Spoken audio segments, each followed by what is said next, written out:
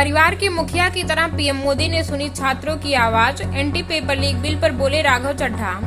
राज्यसभा में लोक परीक्षा की संशोधन विधेयक 2026 पर चर्चा के दौरान आम आदमी पार्टी से भाजपा में शामिल हुए सांसद राघव चड्ढा ने विधेयक का समर्थन करते हुए इसे देश का पहला समर्पित एंटी पेपर लीक फ्रेमवर्क बताया।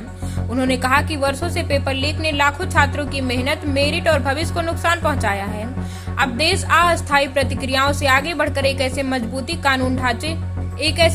कानूनी ढांचे की ओर बढ़ रहा है जो संगठित पेपर लीक माफिया पर प्रभावी कार्रवाई सुनिश्चित करेगा। राघव चड्ढा ने कहा कि छात्रों की आवाज सुनते हुए केंद्र सरकार ने त्वरित कदम उठाए। उन्होंने प्रधानमंत्री की सराहना करते हुए कहा कि उन्होंने सरकार के प्रमुख ही नहीं बल्कि परिवार के मुखिया की तरह छात्रों की पीड़ा को समझा और निर्णायक फैसले लिए। उन्होंने कहा कि पेपर लीक होने पर केवल प्रश्न पत्र ही नहीं बल्कि छात्रों की मेहनत, सपने, आत्मविश्वास और भविष्य भी प्रभावित होता है।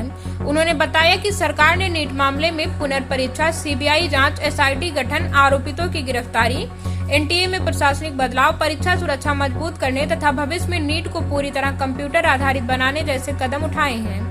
नंदन नीलेकणी सहित विशेषज्ञों की टास्क फोर्स के गठन का भी उन्होंने स्वागत किया।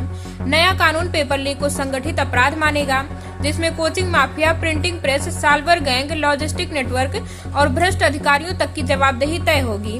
कानून में 10 वर्ष तक की सजा, 10 करोड़ रुपए तक जुर्माना, अपराधों को गैर जमानती बनाने, विशेष जांच दल, फास्ट ट्रैक कोर्ट और समयबद्ध जांच जैसी व्यवस्थाएं शामिल हैं।